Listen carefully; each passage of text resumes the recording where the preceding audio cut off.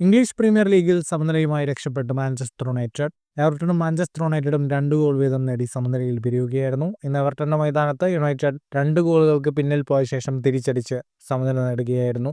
മത്സരത്തിന് 19-ാം മിനിറ്റിൽ ഒരു കോർണറിൽ നിന്ന് ബെറ്റോ എവർട്ടൺ ആദ്യ ലീഡ് നൽകി. 33-ാം മിനിറ്റിൽ ഡൗക്കോവറിയുടെ ഗോളിൽ എവർട്ടൺ ലീഡ് ഇരട്ടിയാക്കി.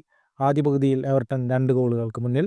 എന്നാൽ രണ്ടാം പകുതിയിൽ 72-ാം മിനിറ്റിൽ ബ്രൂണോ ഫെർണാണ്ടസിന്റെ ഫ്രീ കിക്ക് ഗോൾ യുണൈറ്റഡിനെ മത്സരത്തിലേക്ക് തിരിച്ചു കൊണ്ടുവന്നു. 80-ാം മിനിറ്റിൽ ഉഗാർത്തയുടെ ഗംഭീര ഗോളിലൂടെ മാഞ്ചസ്റ്റർ യുണൈറ്റഡ് സമനിലയും പിടിച്ചു. മാഞ്ചസ്റ്റർ യുണൈറ്റഡിനായി ഉഗാർത്തയുടെ ആദ്യ ഗോളായിരുന്നു ഇത്.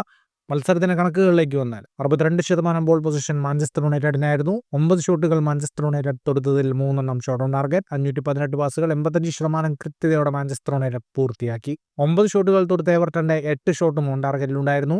308 പാസുകൾ, 73% കൃത്യതയോടെ എവർട്ടൺ പൂർത്തിയാക്കി. ഈ സമനിലയോടെ ലീഗിൽ 26 മത്സരങ്ങളിൽ നിന്ന് 30 പോയിന്റുമായി മാഞ്ചസ്റ്റർ യുണൈറ്റഡ് 15-ാം സ്ഥാനത്ത് തുടരുകയാണ്.